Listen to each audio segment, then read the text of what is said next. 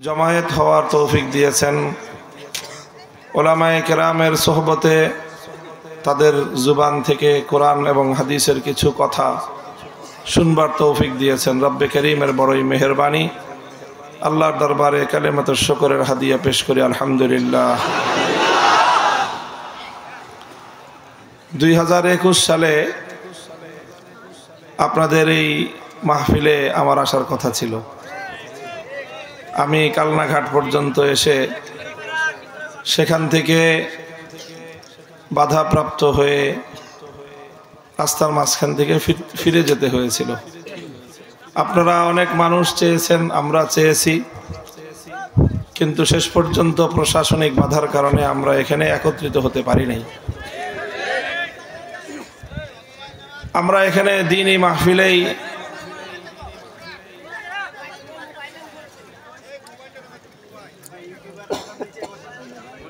একটু আপনার এই বসেন আপনারা বসেন। আর তো কিছু মানুষের একদম মুখ বরাবর পড়ে গেছে, এটারে কোনো ইবা করা যায়? একটু কাছে এনে দেখেন তো ওই জায়গাটায় মানুষের, অথবা নিচে রাখা যায় কিনা। না আগাইলে আরো কিছু, আপনি নিচেই সুন্দর করে ফিট করেন, লম্বা করে। তো যাই হোক, আমাদের সেই প্রতিকূলতার অবসান ঘটেছে। যারা আলেম ওলামাদের এবং ইসলামী বিভিন্ন ধরনের কর্মতৎপরতার উপর বাধা বিঘ্ন সৃষ্টি করতেন, সেই বাধা এখন নাই। এটা আল্লাহ পাক রব্বুল আলামিনের পক্ষ থেকে আমাদের উপর বিশেষ রহমত। এই জন্য আমরা আল্লাহর দরবারে আরেকবার শুকরিয়া আদায় করি আলহামদুলিল্লাহ। বিগত ওই সময়টায় সব আলেমদের কার্যক্রমের উপর বাধা হয় নাই, কিছু কিছু আলেমদের উপর বিশেষভাবে বাধা দেওয়া হয়েছে। আপনারা সব কথা ঠিক বলেন না, কথা বুঝেন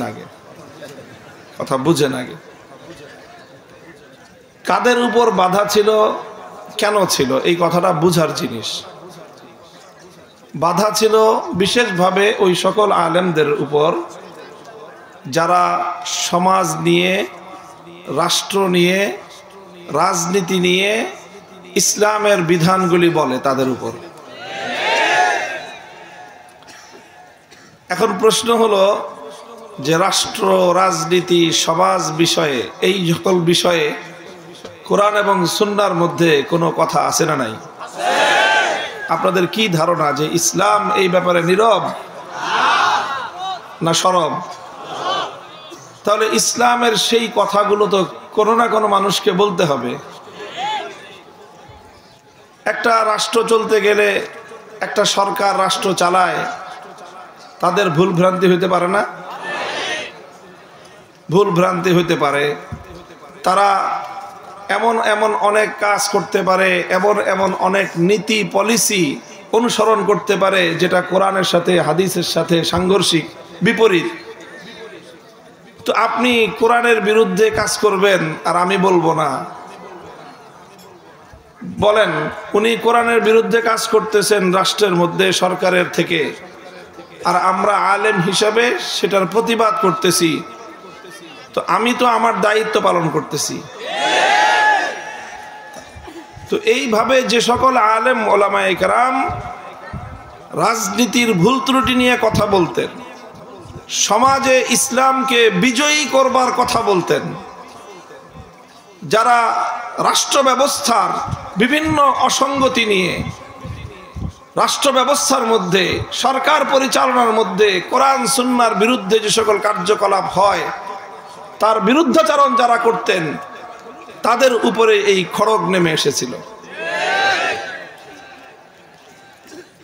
তো এই কাজটা আমরা মনে করি তাদের মস্ত বড় ভুল ছিল।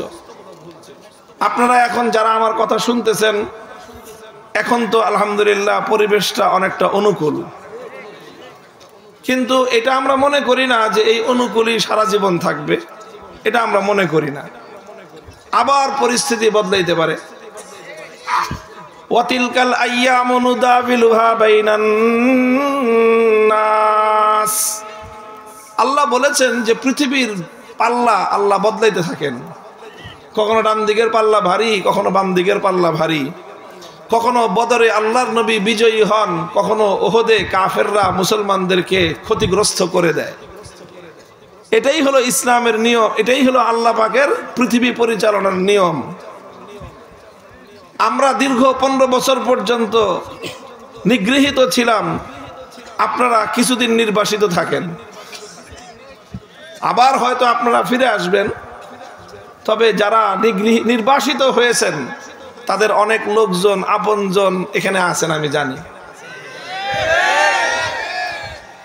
আপনারা আপনাদের ওই সকল লোকদেরকে একটা বুদ্ধি দিবেন, একটা পরামর্শ দিবেন, ভবিষ্যতে যদি কোনোদিন আবার তারা পুনর্বাসিত হয় এই নির্বাসন থেকে, তাহলে তারা যেন একটা কাজ না করে।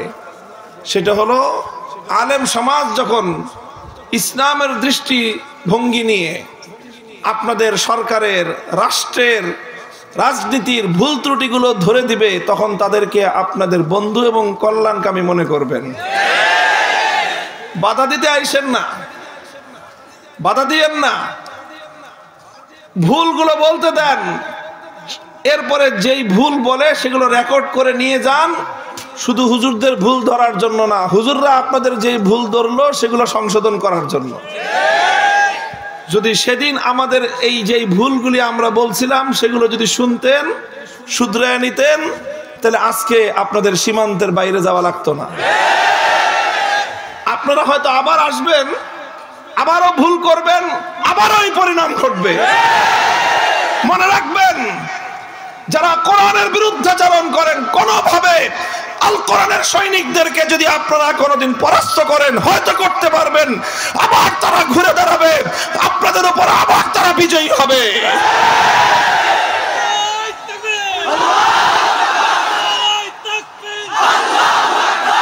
এই জয় এবং পরাজয় চলতে থাকবে। মনে রাখেন, আমরা বিজয়ী হলেও লাভ, আমরা ধরাশায়ী হলেও আমাদের কোনো ক্ষতিগ্রস্ততা নাই, কোনো সমস্যা নেই। কুল হাল তারাব্বাসুনা বিনা ইল্লা ইহদাল হুসনাইন, কুল হাল তারাব্বাসুনা বিনা ইল্লা ইহদাল হুসনাইন। আল্লাহ বলে দিয়েছেন, হে নবী আপনি বলে দেন, যারা দাঁত কিট মিটাইতেছেন যে হুজুররা একটু ভালো অবস্থা পাইছেন, এই জন্য আমাদেরকে বিরুদ্ধে বলে যান, আপনারা দাঁত কিটমিট করতেছেন না। শুনেন, শুনে রাখেন, আল্লাহর কোরআন 1400 বছর আগে আমাদের কথাগুলো বলে দিয়েছে। হাল তারাব্বাসুনা বিনা ইল্লা ইহদাল হুসনাইন ইম্মাল ফাতহু ওয়া ইম্মাশ শাহাদা। আমাদের জন্য দুটো পরিণামের যে কোনো একটা অপেক্ষা করতেছে। কয়টা পরিণাম? এবং দুটোটাই আমাদের জন্য ভালো। একটা পরিণাম হয় আমরা বিজয়ী হয়ে আল্লাহর জমিনে আল্লাহর কোরআনের রাজ কায়েম করব, আরেকটা হয় আমরা পরাজিত হয়ে শহীদ হয়ে খোদার জান্নাতের মেহমান হব। আর কি করবেন? আর কি করবেন? হয় বাঁচবো না হয় মরবো। বাঁচলে গাজী, মরলে শহীদ। আচ্ছা বলেন, গাজী হইলে লাভ বেশি না শহীদ হইলে লাভ বেশি? কিন্তু ওটা তো লাভ আরো বেশি। তুমি আমার ক্ষতি করবা কিভাবে? আমি যখন আল্লাহর কোরআনের পথে, আমি যখন হকের পথে, আমি যখন ইসলামের পথে, আমার ক্ষতি করার সাধ্য তোমার নাই। আমাকে তুমি মারতে পারবা, আমাকে তুমি বাধা দিতে পারবা, আমাকে তুমি কাটতে পারবা, আমার কণ্ঠ তুমি রুদ্ধ করতে পারবা, আমাকে তুমি জেলে ফুটতে পারবা, আমাকে তুমি নির্যাতন করতে পারবা, কিন্তু আমার ক্ষতি তুমি করতে পারবা না। মূল নীতি এটাই। হযরত ওমর ফারুক রাদিয়াল্লাহু তাআলা আনহু একটা প্রসঙ্গে নবী আকরাম সাল্লাল্লাহু আলাইহি ওয়াসাল্লামকে বলেছিলেন, আলাসনা আলাল হক্কি ওয়া হুম আলাল বাতিল। ইয়া রাসূলুল্লাহ, ব্যাপারটা কি এমন নয় যে আমরা হকের উপর ওরা বাতিলের উপর? হ্যাঁ, কথা ঠিক, আমরা হকের উপর ওরা বাতিলের উপর। আলাইসা কাতলানা ফিল জান্নাতি ওয়া কাতলাহুম ফিন নার। আমরা মরলে খোদার জান্নাতে যাব, আর ইসলামের বিপক্ষে থেকে মরলেই খোদার জাহান্নামে যাবে। কথা ঠিক? আল্লাহর নবী বললেন, হ্যাঁ তাইলে ঠিক, কথা ঠিক। কথা তো হিসাব পরিষ্কার, হিসাব তো পরিষ্কার। আমি কোরআনের কথা বলবো, তুমি আমাকে বাধা দিবা, লড়াই বাঁধবে, আমি মরলে জান্নাতে যাব। কোরআনের কথায় বাধা দিতে গিয়ে তুমি মরলেই জাহান্নামে যাবা। তো নমনে আমি হব কেন? আমি যেখানে বাঁচলে গাজী, মরলে শহীদ, দুনিয়াতে থাকলে ইসলাম কায়েম হবে, মরে গেলে জান্নাতে যাব। তো আমি মাথা নত করবো কোন দুঃখে? মাথা তো তোমাকেই নোয়াতে হবে। যদি তুমি নিজের কপালে ভালো চাও, মাথা নোয়ায় ভালো হয়ে সামনে চলে আসো। এই হলো কথাটা, নসিহত এইটা। এই পরাস্ত শক্তির প্রতি নসিহত এই। আপনাদের 50 বছরের বিগত দিনের রাজনীতি, আপনাদের চলার পথ পর্যবেক্ষণ করলে এটাই হলো আপনাদের সবচেয়ে বড় ভুল, যে আপনারা আলেমদের কাছ থেকে আপনাদের ভুল ত্রুটি সংশোধনের কথা বরদাস্ত করতে পারেন না। আপনারা চান সব হুজুররা আপনাদের চাটুকারিতা করুক, আর যেই হুজুর আপনার সমালোচনা করবে আপনি সেই হুজুরের ঘাড় মটকায় দিতে চান। মনে রাখেন, এক হুজুরের ঘাড় মটকাবেন, তার ঘাড় মটকানো রক্ত থেকে 1000 হুজুর জন্ম নিবে। পারবেন না, অতীতেও পারে নাই। বহু এরকম অতিক্রান্ত হয়ে গেছে, অনেক প্রতাপশালী, অনেক রাজা বাদশাহ অতিক্রান্ত হয়ে গেছে। যেই সমস্ত রাজা বাদশাদের নাম নেওয়ার মতো দুনিয়াতে আজ কেউ নাই, কিন্তু হক্কানি উলামায়ে কেরাম যারা কোরআনের কথা বলে গেছেন, যারা ইসলামের কথা বলে গেছেন, যারা হকের ঝান্ডা সমুন্নত করে গিয়েছেন, তারা শাহাদাত বরণ করেছেন। কিয়ামত পর্যন্তের জন্য দুনিয়া এবং আখিরাতে আল্লাহ পাক তাদের নামকে চমকে দিয়েছেন।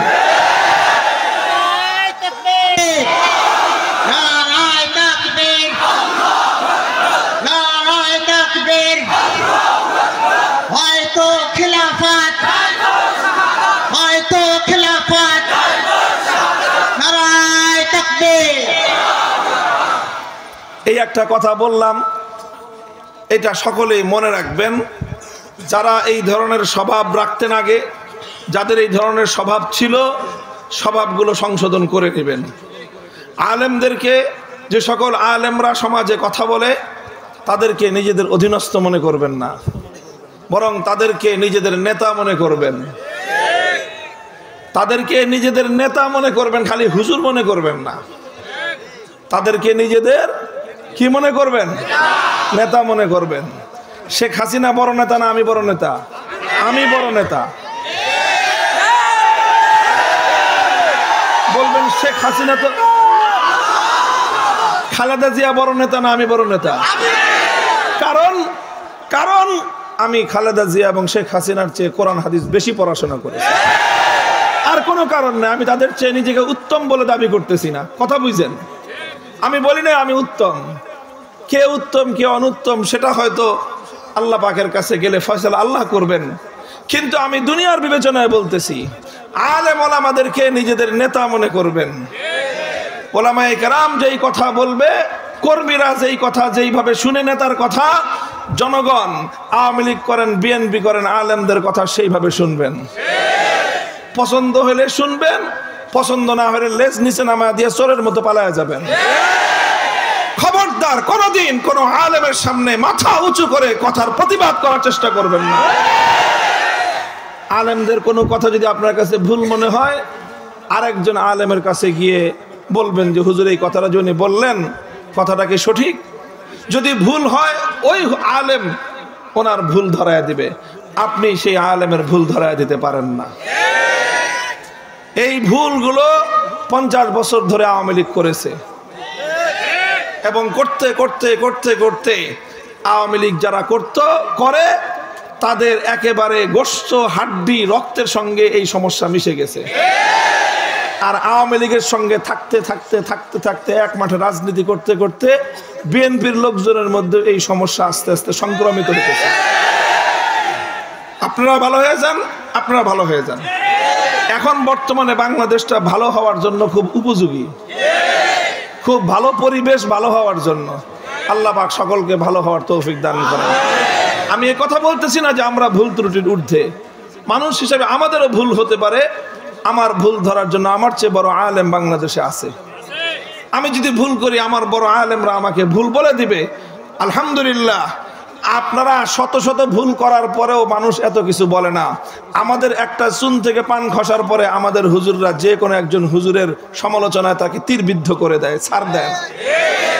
দেখেন নাই, দেখেন আপনারা, দেখেন সমাজটা এখন দেখতেছেন, কোন একজন আলেম একটা কথা 1.5 ঘন্টা বক্তব্যের মধ্যে একটা কথা ভুল বলেছে, জাতির আলেম ওলামারা তাকে ধুয়ে মুছে দিয়েছে। আমি একটা কথা ভুল বলি, আমাকে কেউ ছাড় দিবে না। আপনার তো সারা জীবনের হাজার হাজার কথা কেউ পাত্তাই দেয় নাই, আমার একটা ছোট্ট কথা সামান্য একটু ভুল কেউ ছাড় দেয় না। কাজে আমি এ কথা বলি না যে আলেমরা ভুল করে না, আলেমদের মানুষ হিসেবে ভুল হতে পারে, তবে সেই ভুল শুধরে দেওয়ার মতো একজন আলেম ভুল করলে হাজার আলেম আছে তার ভুল ধরে দেওয়ার জন্য। সাধারণ মানুষের দায়িত্ব হলো এই যে আলেমদের কথা মনোযোগ দিয়ে শুনবে, আলেমদেরকে সম্মান এবং মর্যাদার দৃষ্টিতে তাদের কথা শুনবে, আনুগত্যের দৃষ্টিতে শুনবে, আনুগত্যের দৃষ্টি নিয়ে শুনবেন, আনুগত্যের দৃষ্টি নিয়ে আলেমদের সঙ্গে আচরণ করবেন। কখনোই তাদের সঙ্গে প্রভুত্ব ফলাতে আসবেন না, কখনো আলেম ওলামাদের সঙ্গে নেতাগিরি ফলাতে আসবেন না।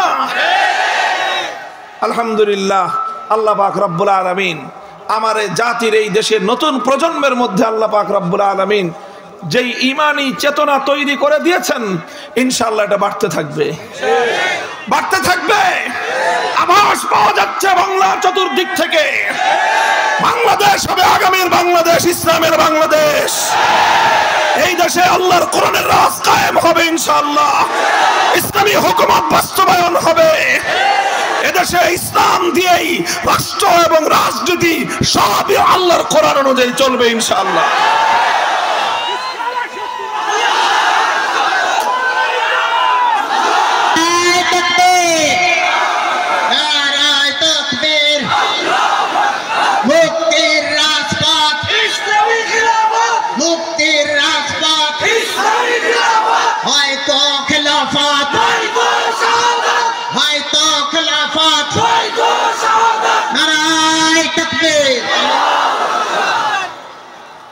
এটা ভূমিকা হিসেবে কথাগুলো বললাম। 2021 সালে আপনাদের এই মাহফিলে আসার পথে একেবারে আপনাদের বাড়ির ঘাটে এসে আমাদেরকে ফিরে যেতে হয়েছিল, সেই স্মৃতিচারণ করে এগুলো কাজা করলাম। এগুলো 4 বছর আগের কাজা কথা। এখন আজকের নতুন ওয়াক্তের কথা শুরু করতেছি। এখন নতুন কথা যেগুলো আমি বলবো, তার আগে আমি আপনাদেরকে 2টা প্রশ্ন করব। আচ্ছা বলেন তো, এই পুরা মজমার মধ্যে এই বড় আপনারা বিচার চাওয়ার জন্য, বিভিন্ন মামলা মোকদ্দমায় বিচার চাওয়ার জন্য বিভিন্ন আদালতে, বিভিন্ন আদালত আছে না, বিভিন্ন কোর্টে, আদালতে এই জীবনে কোনো না কোনো সময়ে একবার হইলো কারা কারা গেছেন একটু হাত উঠান তো। হুজুর দেখেন কত % মানুষ হবে, অন্তত হুজুর স্টেজে উঠান না, কারা কারা অন্তত বিচার চাইতে আদালতে গেছেন? তোকে অন্তত 15 থেকে 20% মানুষ হবে, হাত নামান। আচ্ছা এবার আরেকটা প্রশ্ন করি, মুসলমানরা এরকম কেউ কি আছেন? থাকলে হাত উঠাইবেন যে কোনোদিন হিন্দুদের মন্দিরে পূজা করতে গেছেন, হাত উঠান। আছেন কেউ? মুসলমান অবস্থায় কেউ হিন্দু থেকে থাকলে সেই সময় গেছেন সেটা না, আপনি ইসলাম গ্রহণ করাকালীন সময়ে মুসলমান থাকা অবস্থায় হিন্দুদের মন্দিরে দুর্গা, সরস্বতী, কালী, আরো কত মূর্তি আছে না, দেবতা, এই সমস্ত দেবতার পূজা করতে গেছেন কোনোদিন? জান নাই। এই 2টা কথা মনে রাখেন, যে প্রচলিত এই আদালতে বিচার চাওয়ার জন্য আমাদের এই মজমার একটা মোটামুটি জরিপে দেখা গেল 15 থেকে 20% মানুষ গিয়েছে, অথচ হিন্দুদের মন্দিরে পূজা করতে কোনো মুসলমান যায় না। ঠিক আছে, এই কথাটা মনে রাখেন, পরে কাজে লাগতে পারে। আমি কোরআনে পাকের সূরাতুন নিসার 60 নম্বর আয়াত আপনাদের সম্মুখে তেলাওয়াত করেছি। তেলাওয়াতকৃত আয়াতের মধ্যে আমার আল্লাহ পাক রব্বুল আলামিন বড় বিস্ময় এবং আশ্চর্য নিয়ে আল্লাহ পাক রব্বুল আলামিন একটা কথা মানব জাতির উদ্দেশ্যে বলেছেন। আল্লাহ বলেন, আলাম তারা, তুমি কি দেখো না বড় আশ্চর্যজনক একটা দৃশ্য, বড় বিস্ময়কর একটা দৃশ্য কি তুমি দেখো না? ইলাল্লাযীনা ইয়াজুমুনা আন্নাহুম আমানু বিমা উনজিলা ইলাইকা ওয়া মা উনজিলা মিন ক্বাবলিক, কিছু মানুষ এমন রয়েছে যে তারা দাবি করে তারা ঈমানদার। কিছু মানুষ এমন আছে যে তারা দাবি করে তারা নিজেদের কি পরিচয় দেয়? যে আমরা মুমিন, মুসলমান, ঈমানদার, এই কথা তারা বলে। অথচ ইউরিদুনা আন ইয়াতাহাকামু ইলা তাগুত, অথচ তারা তাগুতের কাছে বিচার চাইতে যায়। দাবি করে কি ঈমানদার, অথচ করে কি তাগুতের কাছে বিচার চায়। অথচ করে কি বলেন? কথাটা, শব্দটা শিখতে হবে।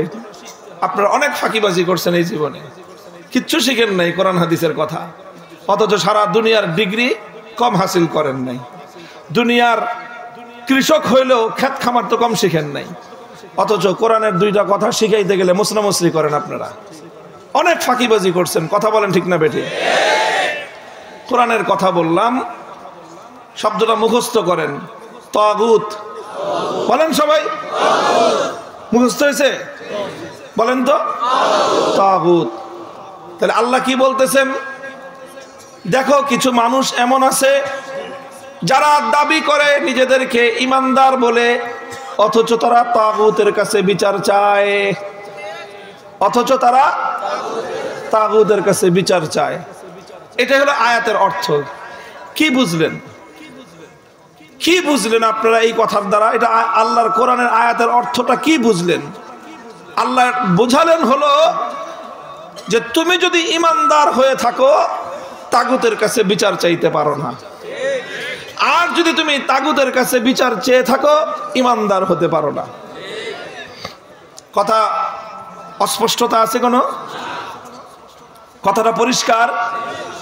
তুমি যদি ঈমানদার হয়ে থাকো তাগুতের কাছে সিদ্ধান্ত চাইতে পারো না, আর তুমি যদি তাগুতের বিচার মানো, তাগুতের ফয়সালা মানো, তাহলে তুমি আর কিছু হলেও ঈমানদার হতে পারো না।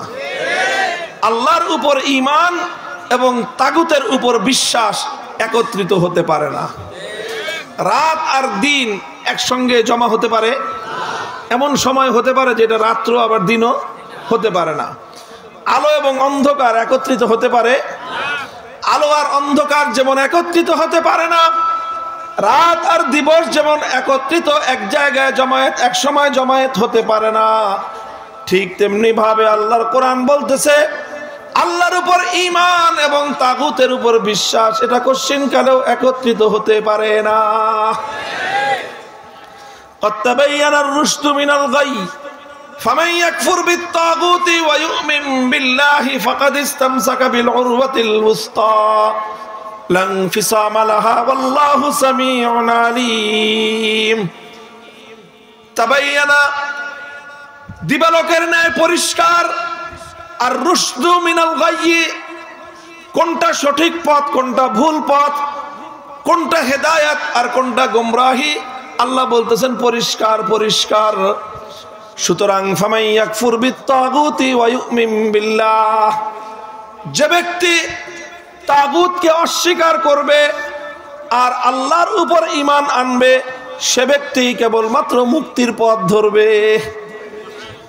তাহলে শুধু আল্লাহর উপর ঈমানের আনার কথাই বলেন নাই, সঙ্গে সঙ্গে আল্লাহ বলতেছেন তাগুতকে অস্বীকার করতে হবে, তাগুতকে অস্বীকার করতে হবে। আল্লাযীনা আমানু ইউকাতিলুনা ফী সাবিলিল্লাহ ওয়াল্লাযীনা কাফারু ইউকাতিলুনা ফী সাবিলিত তাগুত। যারা ঈমানদার তারা লড়াই করে আল্লাহর পথে, যারা বেঈমান তারা লড়াই করে তাগুতের পথে। তাহলে তিনটা আয়াত আমি কোরআন থেকে বললাম, আরো অনেক আয়াত আছে একই মর্মের। মর্মটা হলো কি? আল্লাহর পথ ভিন্ন, তাগুতের পথ ভিন্ন। যারা আল্লাহর পথের পথিক তারা এক শ্রেণী, যারা তাগুতের অনুসারী তারা আরেক শ্রেণী। যেরকম ভাবে রাত আর দিবস একত্রিত হতে পারে না, আসমান আর জমিন যেমন একাকার হতে পারে না, আলো আর অন্ধকার যেমন এক জায়গায় জমা হতে পারে না, ঠিক তেমনি ভাবে একটা মানুষ আল্লাহর অনুসারী আর তাগুতের অনুসারী একত্রিত হতে পারে না। মুহতারাম হাজিরিন, এতক্ষণে হয়তো আপনাদের মনের মধ্যে প্রশ্ন ঘুরপাক খাচ্ছে যে হুজুর তাগুত জিনিসটা কি, এটা তো আগে বুঝায় নেবেন। কথা বলেন, এই যে এতক্ষণ কথা বলতেছেন তাগুত তাগুত তাগুত, এই তাগুত জিনিসটা কি আগে তো সেটা বুঝায় নেবেন, তারপরে সেটা বলবেন যে আল্লাহর রাস্তা একটা, তাগুতের রাস্তা আর একটা। হ্যাঁ, তাগুত কি জিনিস বুঝাবো, কিন্তু আগে শব্দটা তো মুখস্থ করেন, আগে তো শব্দটা শিখেন, আগে তো এটা বুঝেন যে আল্লাহর পথ ভিন্ন, তাগুতের পথ ভিন্ন। আগে তো আপনাকে এটা বুঝতে হবে যে ঈমানের পথ ভিন্ন, তাগুতের পথ ভিন্ন। এবার বুঝেন তাগুত কাকে বলা হয়। কোরআনে পাকের মধ্যে আল্লাহ পাক রব্বুল আলামিন বহু আয়াতের মধ্যে তাগুত শব্দটা প্রয়োগ করেছেন, ব্যবহার করেছেন। এই জন্য কোরআনে পাক নিয়ে যারা গবেষণা করেছেন, তাফসীর করেছেন, তাফসীর লিখেছেন, কদিমান ওয়া হাদিসান, সেই পূর্ব যুগ থেকে নিয়ে আজ পর্যন্ত সকল মুফাসসিরিনে কেরামগণ, সকল কোরআন ব্যাখ্যাতাগণ তাগুত শব্দের পরিচয় দিয়েছেন, তার ডেফিনিশন এবং তার সংজ্ঞা তুলে ধরেছেন। সব কথাগুলো একত্রিত করলে যদি আমি সহজ ভাষায় আপনাদেরকে বোঝানোর চেষ্টা করি, লক্ষ্য করে বুঝেন। তাগুত এর সংজ্ঞা এবং এর পরিচয় বোঝার আগে আরেকটা শব্দ আপনাকে বুঝতে হবে, সহজ হবে। প্রশ্নের জবাব দিয়েন, বলেন তো গায়রুল্লাহ কাকে বলে? গায়রুল্লাহ মানে কি? আল্লাহ ছাড়া। বলেন, গায়রুল্লাহ মানে কি? এই মহাবিশ্বের মধ্যে আসমান জমিন সব কিছুর মধ্যে এক আল্লাহ, আর আল্লাহ ছাড়া যা আছে সব কি? আসমান কি? জমিন কি? মানুষ কি? ফেরেশতা কি? জিন কি? নবী ওলি আউলিয়া দরবেশ গাউস কুতুব সব কি? সব হলো গায়রুল্লাহ। আর আমার আল্লাহ হলেন একা আল্লাহ। কথাটা পরিষ্কার তো? গায়রুল্লাহ তো চিনলেন। যে কোনো গায়রুল্লাহকে যদি কেউ আল্লাহর স্থানে স্থান দান করে, কেউ যদি আল্লাহর জায়গায় গায়রুল্লাহকে বসায়, ওই গায়রুল্লাহকেই বলা হয় তাগুত। তাগুত চিনলেন? যে আপনি আল্লাহর আসন, আল্লাহর জায়গায় কোন গায়রুল্লাহকে বসালেন, গায়রুল্লাহকে স্থান দিলেন, তাহলে যেই গায়রুল্লাহকে আপনি বা অন্য কেউ আল্লাহর স্থানে স্থান দিল, সেই গায়রুল্লাহকে বলা হয় তাগুত। যেরকম ধরেন, কথা বুঝেন, গভীর কথা, ঈমান দুরস্ত করবার কথা। এই কথা না বুঝলে হাজার হাজার নয়, লক্ষ লক্ষ নয়, কোটি কোটি মানুষ ঈমানদার বলে নিজেদেরকে পরিচয় দেয়, অথচ এক একজন কাট্টা বেঈমান এবং কাফের। কারণ এটা বুঝে না, তারা ঈমানের হাকিকত বুঝে না। এই জন্য যেরকম আমি দৃষ্টান্ত দিয়ে বোঝাই আপনাদেরকে, বলেন তো দেখি মহাবিশ্বের মধ্যে ইবাদতের মালিক একমাত্র কে? ইবাদতের উপযুক্ত একমাত্র কে? লা ইলাহা ইল্লাল্লাহ। নেই কোনো মাবুদ এক আল্লাহ ছাড়া। ইবাদতের উপযুক্ত একমাত্র কে? সুতরাং ইবাদতের উপযুক্ত যেহেতু একমাত্র আল্লাহ, এখন কেউ যদি আল্লাহকে বাদ দিয়ে কোনো গায়রুল্লাহর পূজা করে, তাহলে যেই ইবাদতের জায়গাটা ছিল আল্লাহর জন্য নির্ধারিত, সে যে গায়রুল্লাহর পূজা করলো, সেই গায়রুল্লাহকে সে আল্লাহর স্থানে স্থান দিল। সুতরাং যার পূজা করা হলো, সেই গায়রুল্লাহটাকেই বলা হয় তাগুত। সেই যুগে মানুষ লাত, মানাত, উজ্জা, হুবাল নামক দেবতাগুলোর পূজা করত। তো ইবাদতের উপযুক্ত ছিলেন কে? একমাত্র আল্লাহকে বাদ দিয়ে যখন লাতকে পূজা করা হলো, তখন লাত তাগুত। আল্লাহকে বাদ দিয়ে যখন উজ্জা, মানাত, হুবাল এই সকল দেবতার পূজা করা হলো, সবগুলো দেবতা হলো তাগুত। আর আজকের বর্তমান যুগে মানুষ দুর্গা, সরস্বতী, কালী, নানা রকম দেব দেবতার পূজা করে থাকে। আল্লাহকে বাদ দিয়ে যখনই দুর্গার পূজা করা হলো তখন দুর্গাকে বলা হয় তাগুত। আল্লাহকে বাদ দিয়ে যখন মূর্তির পূজা করা হলো তখন মূর্তিকে বলা হলো তাগুত। আল্লাহকে বাদ দিয়ে যখন কালীর পূজা করা হলো তখন কালীকে বলা হবে তাগুত। আল্লাহকে বাদ দিয়ে যখন কোনো আগুনের পূজা করা হবে তখন সেই অগ্নিকে বলা হয় তাগুত। আল্লাহকে বাদ দিয়ে যখন কোনো চন্দ্র বা সূর্যকে পূজা করা হবে তখন চন্দ্র বা সূর্যকে বলা হবে তাগুত। এক কথায় বলতে গেলে তুমি যখন আল্লাহর জায়গায় কোনো গায়রুল্লাহকে স্থান দিবা তখন সেই গায়রুল্লাহকেই বলা হবে তাগুত। বুঝা গেল?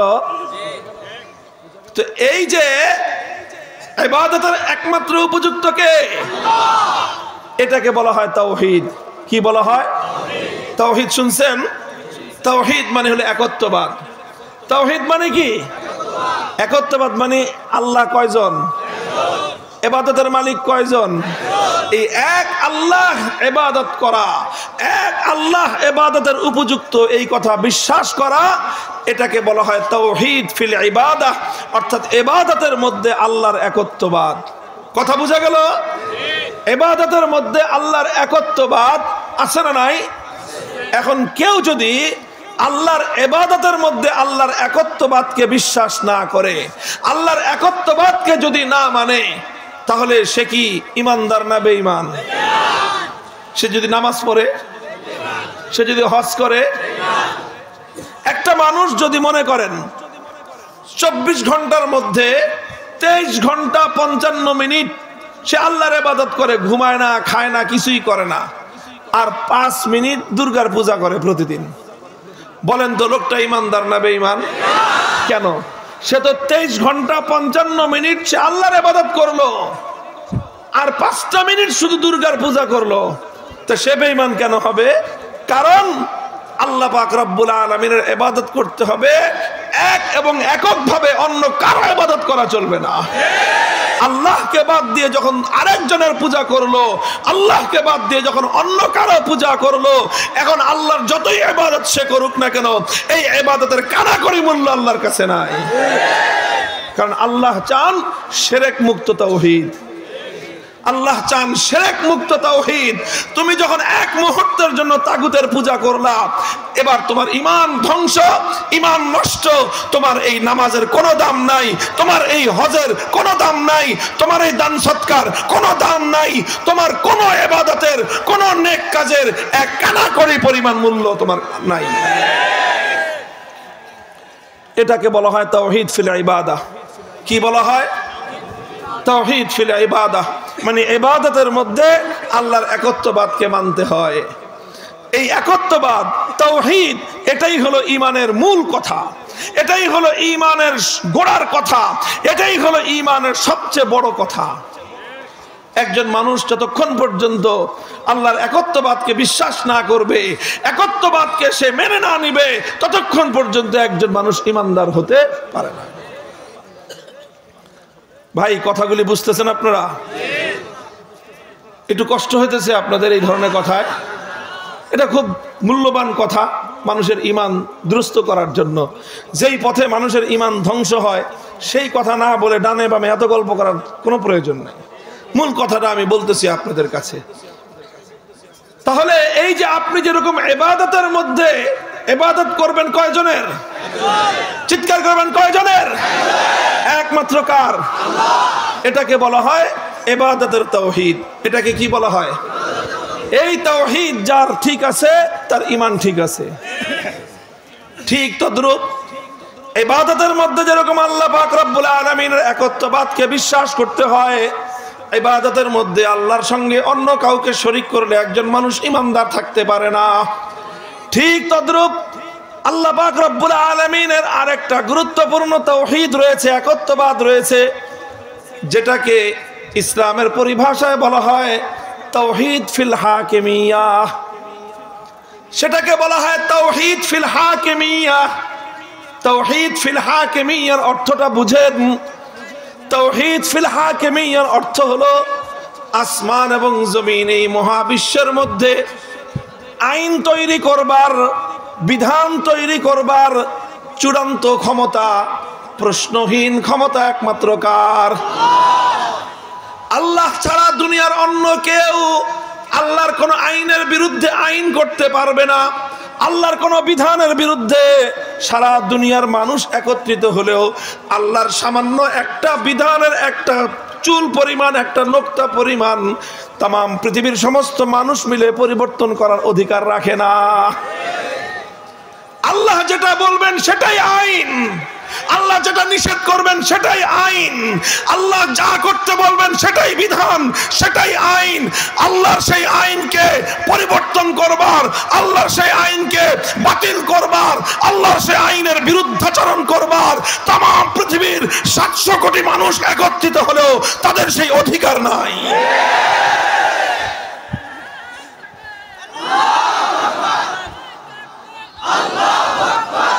মুহতারাম হাজিরিন, এটাকে বলা হয় তাওহীদ ফিল হাকিমিয়্যাহ। কি বলা হয়? তাওহীদ ফিল হাকিমিয়্যাহ। হাকিম বুঝেন না? হাকিম, আরে হাকিম কারে কয়? জোরে বলেন। এই এটাকে হাকিম থেকে হাকিমিয়্যাহ, তাওহীদ ফিল হাকিমিয়্যাহ, হালিফ জবর টান আছে, হাকিমিয়্যাহ। তাওহীদ ফিল হাকিমিয়্যাহ অর্থাৎ চূড়ান্তভাবে প্রশ্নহীন ভাবে আইন করার অধিকার কয়জনের? চিৎকার করে বলেন, কয়জনের? কে সে? চূড়ান্ত ভাবে আইন করবেন কে? চূড়ান্ত ভাবে বিধান দিবেন কে? কোনটা বৈধ বলে দিবেন কে? কোনটা অবৈধ চূড়ান্ত ভাবে নির্ধারণ করে দিবেন কে? এটাকে বলা হয় তাওহীদ ফিল হাকিমিয়্যাহ। এটাকেই বলা হয় তাওহীদ ফিল হাকিমিয়্যাহ। একমাত্র ইবাদতের মালিক কে?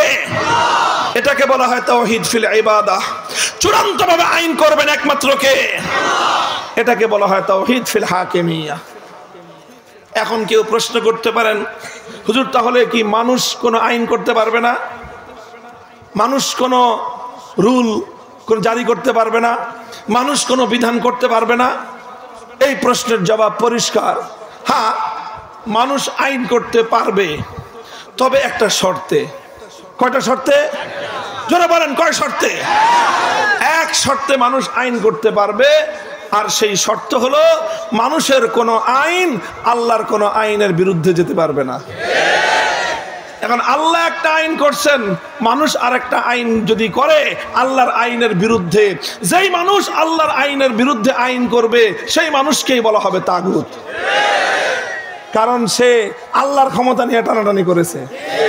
কথা বলেন। আইন করবার চূড়ান্ত ক্ষমতা কার? আল্লাহ আইন দিলেন, বেটা তুই আবার আল্লাহর আইনকে পরিবর্তন করার ক্ষমতা কই পাইলি? তো তুমি যখন আল্লাহর আইনকে পরিবর্তন করবার জন্য তুমি টানাটানি করলা, তোমাকেই বলা হবে তাগুত। আল্লাহর আইনের বিরুদ্ধে আইন করবার অধিকার মহাবিশ্বের কারো নাই। সারা পৃথিবীর সমস্ত মানুষ, সমস্ত জিন, সমস্ত ফেরেশতা সব যদি একত্রিত হয়, আমার আল্লাহ পাক রব্বুল আলামিনের একটা আইনের 1,00,000 কোটি ভাগের 1 ভাগও পরিবর্তন করবার অধিকার রাখে না। আল্লাহ আইন করবেন, মানুষ আইন মানবে, আল্লাহর আইনের ভিতরে থেকে মানুষ আইন করতে পারবে, কিন্তু মানুষের কোনো আইন আমার আল্লাহর আইনের বিরুদ্ধে যেতে পারবে না। মানুষের কোনো আইন যখন আল্লাহর আইনের বিরুদ্ধে চলে যাবে, সেই আইনটা বাতিল হবে। মানুষ যখনই আল্লাহর আইনের বিরুদ্ধে, আল্লাহর আইনের বাইরে চলে যাবে, মানুষের সেই আইন অকার্যকর হয়ে যাবে। আর কোনো মানুষ যদি ইচ্ছাপূর্বক ভাবে আল্লাহর আইনের বিরুদ্ধাচরণ করে কোনো আইন করে, আল্লাহর বিধানের বাইরে গিয়ে কোনো বিধান করে, সেই মানুষটাকেই বলা হয় তাগুত।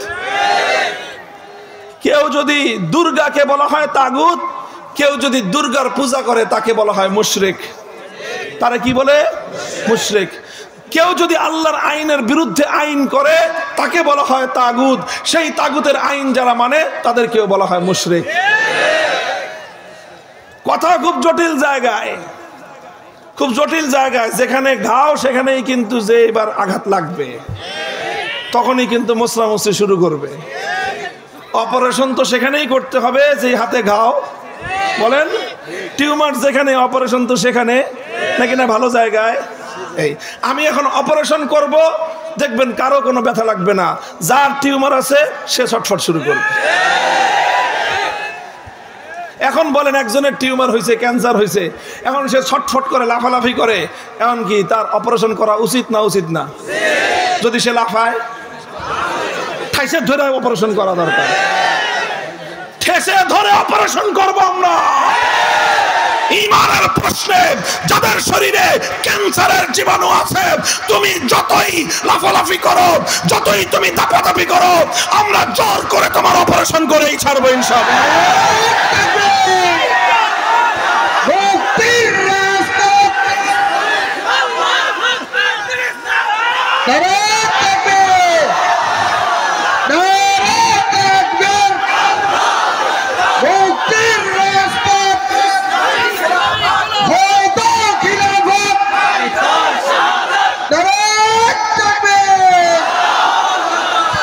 মুহতারাম হাজিরিন, কথাটা পরিষ্কার, চূড়ান্তভাবে আইন করার মালিক একমাত্র কে? আল্লাহর আইনের বিরুদ্ধে যেই আইন করবে তাকে বলা হবে তাগুত। আল্লাহর আইনের বিরুদ্ধে যদি কোনো রাজা বাদশাহ আইন করে, সেই রাজা বাদশাকে বলা হয় তাগুত। আল্লাহর আইনের বিরুদ্ধে কোনো রাষ্ট্রপতি যদি আইন জারি করে, সেই রাষ্ট্রপতিকে কোরআনের ভাষায় বলা হয় তাগুত। আল্লাহর আইনের বিরুদ্ধে যদি কোনো প্রধানমন্ত্রী কোনো আইন জারি করে, সেই প্রধানমন্ত্রীকে ইসলামের পরিভাষায় বলা হয় তাগুত। আল্লাহর আইনের বিরুদ্ধে কোনো মন্ত্রী পরিষদ যদি কোনো আইন পাশ করে, সেই মন্ত্রী পরিষদকে বলা হয় তাগুত। আল্লাহর আইনের বিরুদ্ধে গিয়ে যদি কোনো আদালত কোনো রায় দেয়, আল্লাহর আইনের বিরুদ্ধে গিয়ে যদি কোনো বিচারপতি কোনো আইন তৈরি করে, সেই আদালত এবং সেই বিচারপতিকে বলা হয় তাগুত। আল্লাহর আইনের বিরুদ্ধে কোনো আইন পরিষদ অথবা কোনো সংসদ যদি কোনো আইন পাশ করে, গোটা সংসদকে বলা হয় তাগুত।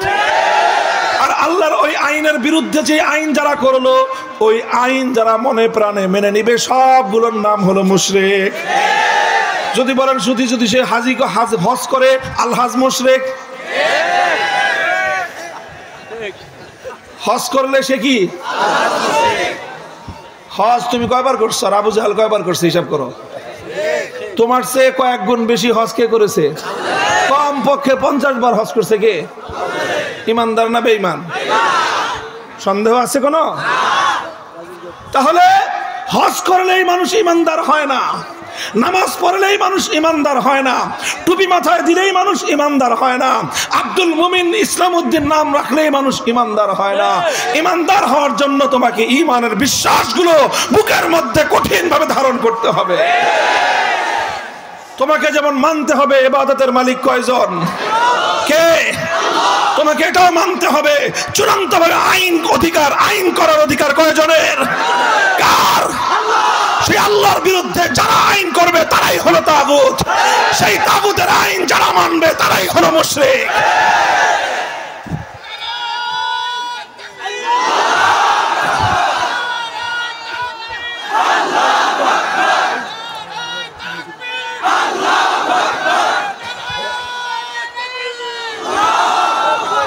এই ছোট ছোট বাচ্চাদেরকে নিয়ে মাহফিলের মাঝখানে কে আসছেন আপনারা? আর এখন এদের উঠা বসা করতেছে কেন? না না, ওরা বাড়ি যাওয়ার জন্য উঠছে। আর বসে থাকো, ঘুম পাড়ায় রাখেন এদেরকে, ঘুমে ধরছে ঘুম পাড়ায় রাখেন। খবরদার কেউ কেউ উঠতে যাওয়া হবে না, এখন ঠিক উঠতে পারবেন না। এখন হলো সবক চলতেছে, এই সবকের মাঝখানে কোনো ছাত্র উঠতে পারবে না। আল্লাহ পাক বুঝবার তৌফিক দান করেন। মুহতারাম হাজিরিন, কথাটা এই জায়গায় পরিষ্কার, খুব পরিষ্কার কথা। ঈমান এবং শিরকের ব্যাপারে একচুল পরিমাণ কোনো ভেজাল চলবে না। আল্লাহর কোরআন বলেছে, ইন্নাল্লাহা লা ইয়াগফিরু আন ইউশরাকা বিহি ওয়া ইয়াগফিরু মা দুনা যালিকা লিমান ইয়াশা। আল্লাহ পাক রব্বুল আলামিন সব গুনাহ মাফ করতে পারেন। সারা জিন্দেগিতে এক ওয়াক্ত নামাজ পড়ো নাই, আল্লাহ অনেক বেনামাজিকে মাফ করে দিবেন। সারা জিন্দেগিতে পশ্চিম দিকে উষ্টা খাওয়াও পড়ে নাই এমন বেনামাজিকেও আল্লাহ পাক মাফ করে দিতে পারেন। কোনোদিন যাকাত দেয় নাই, আল্লাহ মাফ করে দিতে পারেন। কোনোদিন হজ করে নাই, আল্লাহ মাফ করে দিতে পারেন। কোনোদিন জিহাদ করে নাই, আল্লাহ মাফ করে দিতে পারেন। কিন্তু আল্লাহর কোরআন পরিষ্কার করে দিয়েছে, যারা শিরক করবে আল্লাহ কোশ্চিনকালেও তাদেরকে মাফ করবেন না।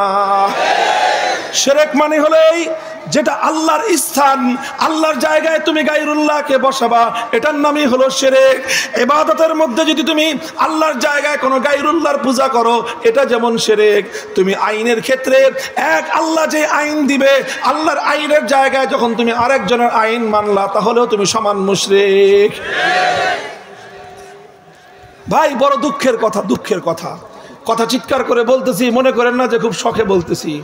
কোটি কোটি মানুষ, কোটি কোটি মানুষ আমাদের জানা মতে, আমাদের গবেষণা মতে, কোরআন এবং হাদিসের আলোকে আল্লাহর ভাষায় ইয়াজুমুনা আন্নাহুম আমানু দাবি করে আমরা ইমানদার, অথচ তারা কাট্টা বেঈমান।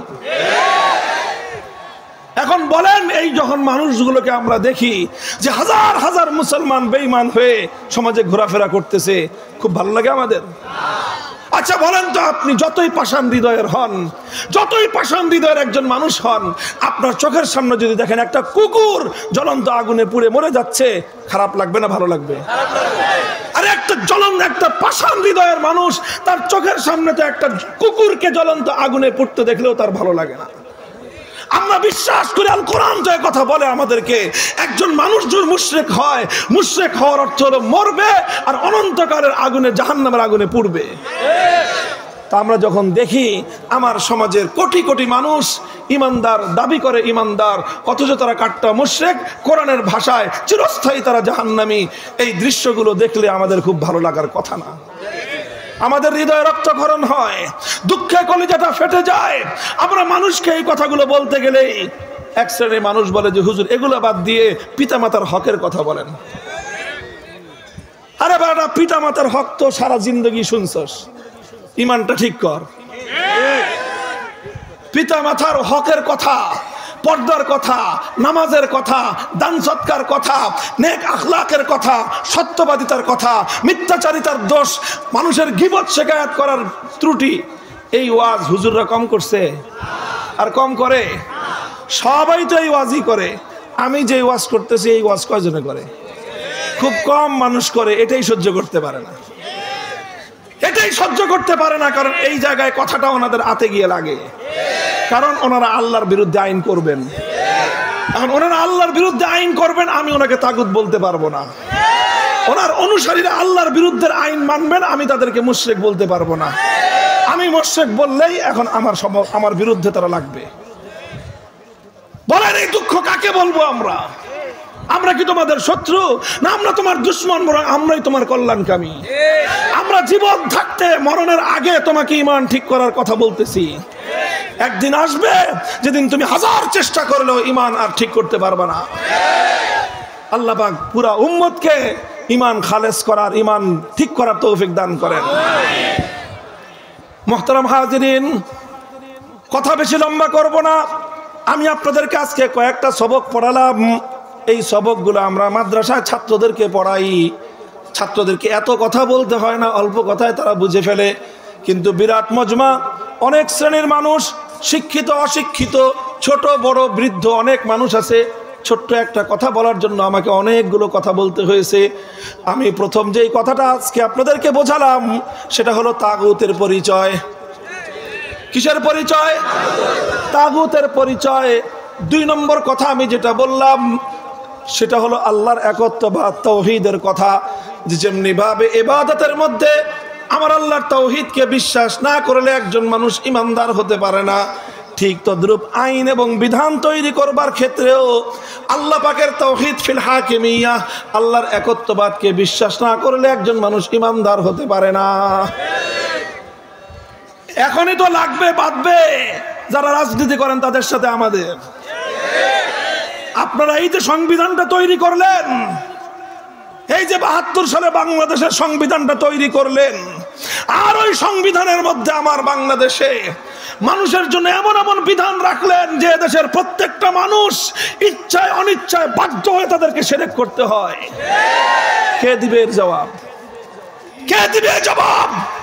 এই যে 15 থেকে 20% মানুষ, আমি আপনাদের যাদেরকে হাত তুলেছিলাম, আল্লাহ বলতেছেন আমার আইন থাকতে তুমি আমার আইনের পরিবর্তে কোন গায়রুল্লাহর আইনের কাছে যদি তুমি বিচার চাইতে যাও তাহলে তোমার ঈমান নাই। এবার আপনারা বলেন, আপনারা যে আদালতে বিচার চাইতে গিয়েছেন সেই আদালতে বিচার আল্লাহর আইন অনুযায়ী হয় না আল্লাহর বিরুদ্ধে মানুষের বানানো আইন অনুযায়ী হয়? বলেন, আপনারাই জবাব দেন, আমি বলবো না। আল্লাহর বানানো আইন দ্বারা বিচার হয়, মানুষের বানানো আইনের দ্বারা বিচার হয়। ইসলামের ফয়সালা অনুযায়ী মানুষের বানানো আইনের দ্বারা বিচারের কাছে যে ব্যক্তি বিচার চাইতে যাইবে সে ব্যক্তি ঈমান নাই, সে মুশরিক। বলবেন হুজুর তাইলে এই যে আমরা যে এতগুলি মানুষ গেলাম এটাকে আমাদের ঈমান নাই নাকি? না, আপনাদের একটা সমস্যা আছে, সেই জন্য আপনারা গেছেন। সেটা হলো যেহেতু দেশে আল্লাহর আইনের বিচার ব্যবস্থা নাই, এই জন্য গেছেন। এই কারণে একটু ছাড় আছে আপনাদের, তাই বলে মনে করেন না যে আপনারা একদম পাক পবিত্র, এটা মনে করেন না। ভালো করে বুঝে রাখেন, শরীয়তের মাসালা হলো এই, বর্তমান কোরআন সুন্নাহ বিরোধী যে বিচার ব্যবস্থা, ওই বিচার ব্যবস্থার কাছে বিচার একজন মানুষ তখনই চাইতে পারবে যখন সে মারাত্মকভাবে ঠেকে যায়। আপনারা যারা বিচার চাইতে গেছেন হাত তুলছিলেন, এবার আপনি নিজের কাছে নিজে জিজ্ঞাসা করেন, আপনি যে মামলার জন্য গেছেন সেই মামলাটা না করলে কি আপনি মরে যেতেন? সেই মামলাটা না করলে কি আপনার জীবন চলে যেত? সেই মামলাটা করতে কি আপনি বাধ্য ছিলেন? যদি আপনি বাধ্য না থেকে থাকেন আর মামলা করে থাকেন তাহলে মনে রাখেন আপনার ঈমান অর্ধেক চলে গেছে। কারণ কেমনে যে ঈমান গেছে ওটা কেমনে ঠিক করবেন সেটা আপনার ব্যাপার। ফতোয়া দিলাম, মামুনুল হক ফতোয়া দিলাম, বাংলাদেশে কোনো আলেম যদি থেকে থাকেন আমার এই ফতোয়ার সাথে দ্বিমত করতে, কিতাব নিয়ে আইসেন আমার কাছে। মুহতারাম হাজিরিন, কথা খুব কঠিন কথা, এটা খুব জটিল কথা। এটা এমন এক কথা, আমার দেশের সমস্ত মানুষ এই সমস্যার মধ্যে জর্জরিত। মানুষ এক রোগে আক্রান্ত, আমরা ওয়াজ করতেছি আরেক জায়গায়। মানুষের সমস্যা একটা, আমরা ওষুধ দিচ্ছি আরেক জায়গায় দিচ্ছি। এই সমস্যা কারণ গোটা তাগুতি সমাজ ব্যবস্থা গোটা সমাজকে কুফরি একটা অক্টোপাস দিয়ে বন্দী করে রেখেছে। গোটা তাগুতি রাষ্ট্র ব্যবস্থা গোটা দেশের সমস্ত ইমানদার নাগরিকদেরকে কুফরির রশি দিয়ে বেঁধে রেখেছে। নারায়ে তাকবীর, নারায়ে তাকবীর। এই সমাজ ভাঙতে হবে, দিনের সমাজ আনতে হবে, এই সমাজ ভাঙতে হবে। নারায়ে তাকবীর। এই স্লোগানের সময় মাইক বন্ধ দিও, এর মাইকে দিও না স্লোগান, এই যে এইগুলোতে। মুহতারাম হাজিরিন, আর স্লোগান এখান থেকে দেওয়ার দরকার নাই। মানুষের বেশি যদি জজবা আসে মাঠ থেকে স্লোগান দিবে। আমি আপনাদেরকে যেই কথা বলতেছি শুনেন, এই যে কথাটা যে বললাম, মানুষ আজ এক কঠিন সমস্যার সম্মুখীন। এখন যেখান থেকে সমস্যা, আপনারা তো না বুঝে গেছেন, আপনারা তো না বুঝে গেছেন, এই জন্য সমস্যা মনে করেন নাই। আমরা যারা বুঝি আমরা যাব কোথায় সেটা বলেন, বলেন আমরা যারা বুঝি আমরা যাব কোথায়? তখনই তো আমরা এই সংবিধানের বিরুদ্ধে কথা বলি, তখনই তো আমরা রাষ্ট্রের সরকারের বিরুদ্ধে কথা বলি, তখনই তো আমরা রাষ্ট্রের প্রচলিত আইনের বিরুদ্ধে কথা বলি। কারণ আমার ঈমানের প্রশ্ন, আপনার ঈমানের প্রশ্ন, গোটা জাতির ঈমানের প্রশ্ন। আমরা তো তখন জেনে বুঝে চুপ থাকতে পারি না। আপনি জানেন না আপনার অজান্তে আপনার ছেলে গিয়ে পুকুরে পড়ে মারা গেছে, আপনি করবেন কি? আমি চোখে দেখতেছি যে আপনার ছেলে আমার ছেলে সব পানিতে ডুবে যাচ্ছে, আমি চিৎকার না করে চুপ করে থাকবো কিভাবে বলেন? আপনারা তো বুঝে মনে করেন যে আমরা অযথাই শুধু গায়ে পড়ে ঝগড়া করি। না, কারো সঙ্গে ঝগড়া করার কোনো ইচ্ছা, কোনো ফায়দা, কোনো লাভ আমাদের নাই। ঝগড়া না করলে আপনারা হাদিয়া আরো বেশি দিতেন আমাকে। ঝগড়া করি দেখে আপনারা আমাদেরকে মারতে আসেন, ঝগড়া করি বলে আপনারা আমাদেরকে ধরে জেলে ভরে রাখেন। সব করি আমরা, জেলখানাকে আমরা বরণ করে নেই, আপনাদের সমস্ত আঘাতগুলোকে আমরা হাসি মুখে বরণ করে নেই, সব কিছু করি। একটা বিষয় আমরা নীরব থাকতে পারি না, যখনই দেখি জাতির ঈমান ধ্বংস করা হচ্ছে, সে জাতিকে সতর্ক করার জন্য, ঈমান বিধ্বংসী প্রতিটি ষড়যন্ত্রকে মোকাবেলা করার জন্য জীবনের ঝুঁকি নিতে হলে জীবনের ঝুঁকি নিতে আমাদের কোনো পরোয়া নাই।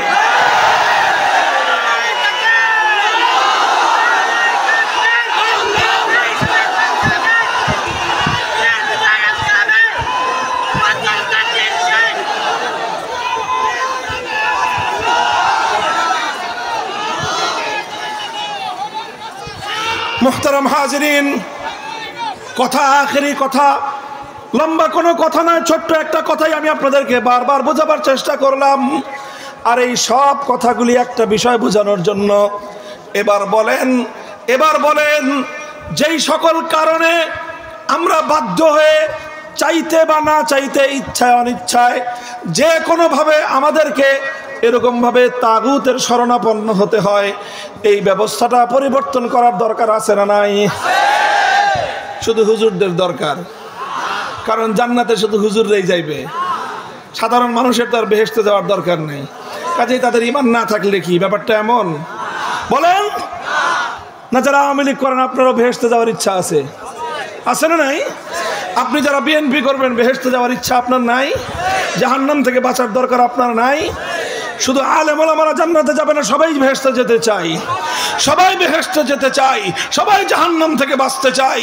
তাহলে সবাই মিলে এমন একটা ব্যবস্থা আমাদেরকে পরিবর্তন করতে হবে, যেই ব্যবস্থা থাকলে ঈমান নিয়ে বাঁচা কঠিন হয়ে যায়। এই যে সংবিধান, এখন বলবেন যে তাহলে হুজুর কোরআনের আইন অনুযায়ী বিচার হোক, সমস্যা কোথায়? সমস্যা হলো সংবিধান। বলবেন তাহলে এই বর্তমান দেশে যে যা করি, ইচ্ছায় হোক অনিচ্ছায় হোক, আমাদেরকে অনেক সময় আল্লাহর আইনের বিরুদ্ধে, ইসলামের বিরুদ্ধে অনেক কাজ করতে হয়। হুজুরদেরকেও করতে হয়, শুধু আপনারা করেন তা না, হুজুরদেরকেও করতে হয়।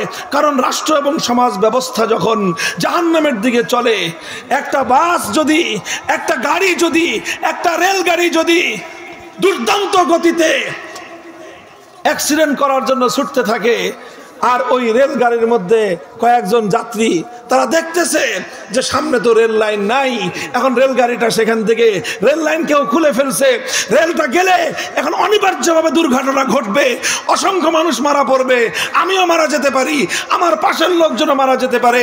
যখন কেউ দেখবে যে গাড়ির ড্রাইভার তো ঘুমিয়ে আছে, গাড়িটা তো দুর্দান্ত ছুটতেছে, একটু পরে ব্রিজটা ভেঙে এটা নদীর মধ্যে গিয়ে পড়বে, সে তো দেখতেছে অনেক যাত্রী ঘুমাচ্ছে, একজন জাগনা থেকে দেখতেছে এই অবস্থা। এখন সে জাগনা থেকে দেখতেছে, তাই বলে কি সে অ্যাক্সিডেন্ট করবে না? বলেন, অ্যাক্সিডেন্ট যখন করবে যারা ঘুমাচ্ছে ওরা যেমন মরবে, যে জাগনা থেকে দেখতেছে যে ড্রাইভার ঘুমাচ্ছে আর গাড়ি রাস্তার ডান দিকে চলে যাচ্ছে, সেও অ্যাক্সিডেন্ট করে মরবে। আমাদের অবস্থা হয়েছে এই। আমাদের দেশের সরকারগুলো যখন গোটা দেশটাকে নিয়ে জাহান্নামের দিকে ছুটতে থাকে, দেশ যখন জাহান্নামের দিকে ছুটে, এই দেশের নাগরিক হিসেবে আমিও তো জাহান্নামের দিকেই ছুটছি। আপনারা ঘুমায় আছেন বলে দেখেন না, আমি জাগনা আছি বলে দেখি। আপনারা ঘুমন্ত আছেন দেখে আপনাদের কোনো কষ্ট হয় না, আমরা জাগনা আছি দেখি বলে আমাদের কষ্ট হয়, আর কষ্ট হয় বলে আমরা চিৎকার করি। আমরা চিৎকার করি আর তখনই ওই হেল্পার এসে মুখ চেপে ধরে, ড্রাইভার ঘুমায় তুই চিল্লাস কেন? এই হলো সমস্যা। এই যখন সরকারি সমস্ত কাজ করে আমরা চিল্লাই, পুলিশ এসে মুখ ঠেসা ধরে আমার, বলে যে আপনাকে কালনাঘাট পার হইতে পারবেন না। কেন পার হইতে পারবেন না? কারণ ড্রাইভার কইছে সে ঘুমাইতেছে, এখন সামনে যাওয়া যাবে না। এই অবস্থা, এর চেয়ে ভয়াবহ অবস্থা আমাদের। মুহতারাম হাজিরিন, এই যে দেখেন বর্তমানে বাংলাদেশে একটা সরকার আছে, এই সরকারের নাম কি? অন্তর্বর্তীকালীন সরকার। অন্তর্বর্তীকালীন সরকার, কথা ঠিক? এই অন্তর্বর্তীকালীন সরকারে একজন মন্ত্রী আছেন, এদিকে তাকান। এই অন্তর্বর্তীকালীন সরকারে একজন মন্ত্রী আছেন যিনি বাংলাদেশের একজন জবরদস্ত আলেম। তিনি বাংলাদেশের প্রাচীনতম এক মাদ্রাসার শাইখুল হাদিস মুহাদ্দিস, নাম কি? ডক্টর আফম খালিদ হোসেন সাহেব, আমাদের সবার মুরব্বী, আমাদের ওস্তাদ। এবার বুঝেন, আমাদের ওস্তাদ যদি হয়, কত বড় হুজুর, কত বড় আলেম তিনি। এই হুজুরও যখন মন্ত্রী হয়েছেন, তাকে এমন কাজ করতে হয়েছে যেই কাজ কোরআন হাদিস অনুযায়ী জায়েজ নেই। কইবেন কেন করতে হয়েছে হুজুরকে? কারণ সংবিধান। কারণ কি? সংবিধান। দেশের সিস্টেম, দেশের ব্যবস্থা, এই ব্যবস্থায় থাকলে এটা করতে হয়। এই যে আপনাদের এলাকায় একজন এমপি ছিলেন, মুফতি সাহেব, আপনাদের এলাকায় ছিলেন না? খালি মাশরাফির গল্প জানেন, এর আগের গল্প জানেন না? না, মুফতি সাহেব, মাশরাফি কি মুফতি সাহেব? এই এলাকার এমপি কে ছিলেন? মুফতি শহীদুল ইসলাম সাহেব ছিলেন না মরহুম? আল্লাহ পাক ওনাকে জান্নাত নসিব করুন। তো এই যে মুফতি সাহেব শহীদুল ইসলাম সাহেব, ওনার চেয়ে আরো বড় বড় আলেমরাও সংসদ সদস্য ছিলেন, মুফতি ওয়াক্কাস সাহেব, মুফতি ফজলুল্লাহ কামিনী সাহেব, ওনারা বাংলাদেশে সংসদ সদস্য নির্বাচিত হয়ে সংসদে গেছেন না? এরকম বড় বড় আলেম, আল্লামা দেলোয়ার হোসেন সাঈদী রহমতুল্লাহ আলাইহি, আরো অনেক আলেম তারা এমপি পাশ করে সংসদে গেছেন। কিন্তু সংসদে যাওয়ার জন্য যেই সদস্য যেই শপথনামা তাদেরকে পাঠ করতে হয়েছে, ওই শপথনামা কোনো ইমানদার পাঠ করতে পারে না। ওনাদেরকে পাঠ করতে হয়েছে কেন? সংবিধান। কেন? সংবিধান, সিস্টেম। বাংলাদেশে যখনই এই যে 16ই ডিসেম্বর আসতেছে না, আজকে কয় ডিসেম্বর? 11 তারিখ, 5 দিন পরে 16ই ডিসেম্বর আসতেছে।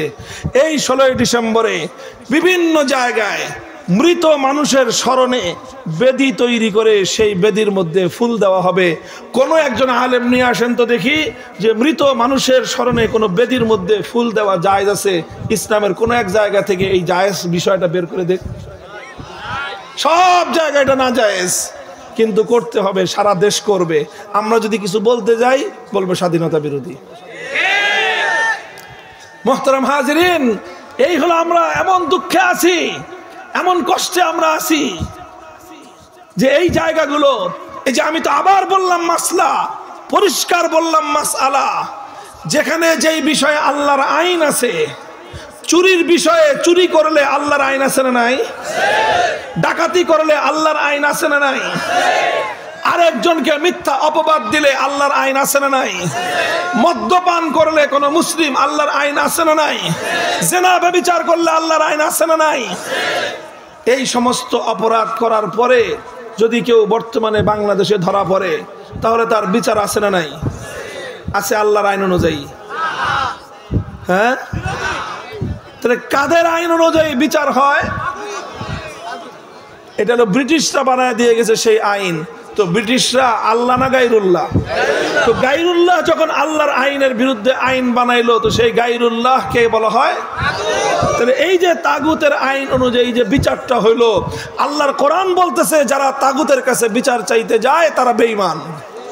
এখন বলেন, আপনার সম্পদ চুরি গেছে, আপনি এখন বিচার চাইতে চান চোরের বিরুদ্ধে, আপনার ইমানদার হিসেবে আপনার দায়িত্ব ছিল আল্লাহর আইন অনুযায়ী বিচার চাওয়া, কিন্তু আল্লাহর আইন অনুযায়ী বিচার চাওয়ার পরিবেশ এই দেশে নাই। তখন আপনি বাধ্য হয়ে গায়রুল্লাহর বানানো আইনের কাছে আপনি বিচার চাইতে হবে আপনাকে। অথচ গায়রুল্লাহর বানানো আইনের কাছে যারা বিচার চায়, আল্লাহর কোরআন বলতেছে তারা বেঈমান। আপনি করবেন কি? বিচার চাইতে গেলে ঈমান হারান, বিচার না চাইতে গেলে সম্পদ হারান। করবেন কি? যাবেন কোথায়? সমস্যায় আছেন না নাই? সমস্যা শুধু আমার না, গোটা দেশের সমস্ত মানুষের সমস্যা। সব মানুষের সমস্যা সমাধান করব শুধু আমরা হুজুররা। বলেন, সকলের সমস্যা যেমন গোটা দেশের, সমাধান করতে হবে সকলের একসঙ্গে। গোটা দেশবাসী যদি ঐক্যবদ্ধ হয়, সমস্যার সমাধান হয় কি হয় না? এই যে ফ্যাসিবাদী জালেম সরে না, কোনোভাবেই সরে না, কোনোভাবেই সরতে চায় না। মানে একেবারে নিতম্বের পিছনে সুপার গুলো দিয়ে একেবারে ক্ষমতার চেয়ারটা এমন রাখতেছে, কোনোভাবেই ছুটানো যায় না। মানুষ মরে মরুক, 100 মরছে মরুক, 1000 মরছে মরুক, 1500 মরছে মরুক, 2000 মরছে মরুক, তাও ছাড়বে না। এরপরও ছাড়তে হয়েছে কি হয় নাই? বলেন, 2000 মানুষের যুবকের রক্তের পরে হলেও একটা ফ্যাসিবাদী অত্যাচারী সরকার ক্ষমতার মসনদ ছাড়তে বাধ্য হয়েছে। আমরা যদি এবার আল্লাহর জমিনে 2000 নয় 2 লক্ষ মানুষ পণ করি, জীবন দিয়ে দিব, কিন্তু তাগুতের বিচার ব্যবস্থা উৎখাত করে আল্লাহর আইনের সমাজ গড়ব, সম্ভব কি সম্ভব না?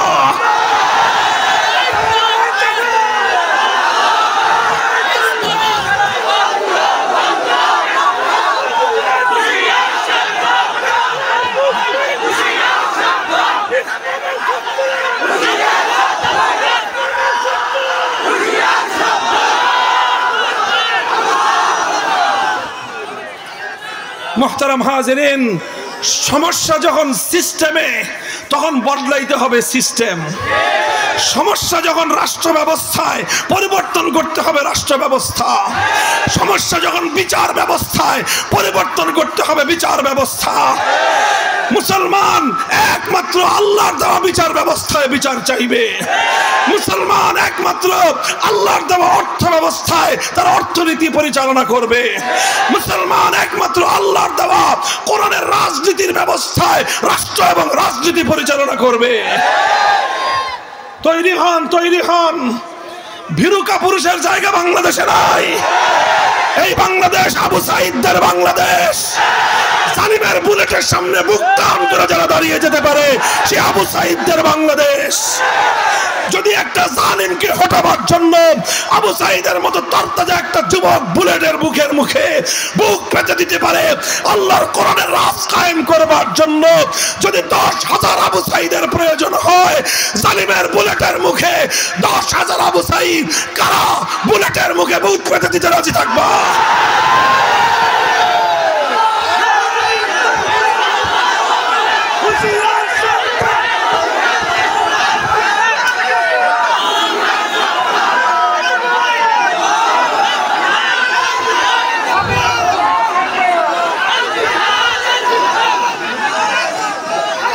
বসেন।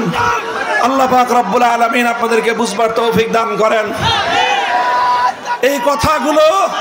এই কথাগুলো শুধু দেখেন মুখ দিয়ে বললাম, কান দিয়ে শুনলাম এমন কথা। এই কথাগুলি বুঝার, এই কথা অনুযায়ী নিজের প্রথমে ঈমানকে দুরুস্ত করবার কথা, এরপরে এই কথা অনুযায়ী আমল করবার কথা। এই কথার মিনিমাম এতটুকু, একান্ত ঠেকায় না পড়লে, একান্ত কঠিন বিপদে না পড়লে কেউ কোনোদিন মানব রচিত আইন দ্বারা বিচার ব্যবস্থার কাছে বিচার চাইতে যাবেন না। আপনি বিচার চাইবেন, সেই দিনের অপেক্ষায় থাকবেন যেদিন আল্লাহর কোরআনের অনুযায়ী বিচার হবে, যেদিন আল্লাহর আইন অনুযায়ী বিচার হবে, যেই দিন আল্লাহর কোরআনের নীতি অনুযায়ী সমাজ চলবে, যেই দিন আল্লাহর কোরআনের নীতি অনুযায়ী রাষ্ট্র চলবে।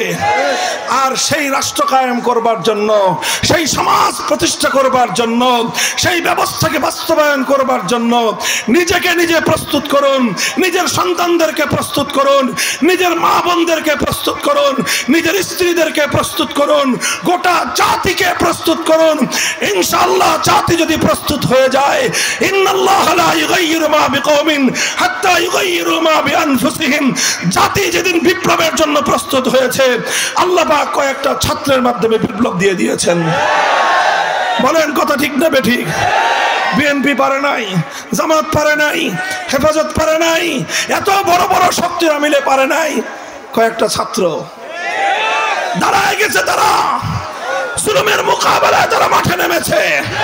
জাতি প্রস্তুত হয়ে গেছে। আমার আল্লাহ পাক রব্বুল আলামিন জালেম, অত্যাচারী, ফ্যাসিবাদী, স্বৈরাচারীর কবল থেকে দেশকে মুক্ত করে দিয়েছেন।